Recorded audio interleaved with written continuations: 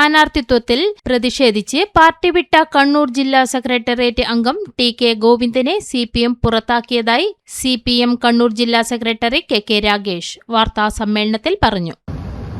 താൻ മത്സരിക്കുമെന്ന് പ്രഖ്യാപിക്കുകയും UDFന്റെ പിന്തുണ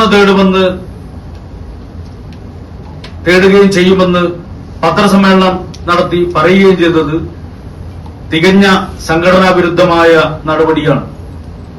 ഇത് കണക്കിലെടുത്തുകൊണ്ട് ഗോവിന്ദമാഷെ പാർട്ടിയിൽ നിന്ന് പുറത്താക്കുന്നതിനു വേണ്ടി ജില്ലാ കമ്മിറ്റി തീരുമാനിക്കുകയും ആ തീരുമാനത്തിന് പാർട്ടി സംസ്ഥാന കമ്മിറ്റിയുടെ അംഗീകാരം ലഭിക്കുകയും ചെയ്തിട്ടുണ്ട് എന്നുള്ള കാര്യമാണ് നിങ്ങളെ അറിയിക്കാനുള്ളത്.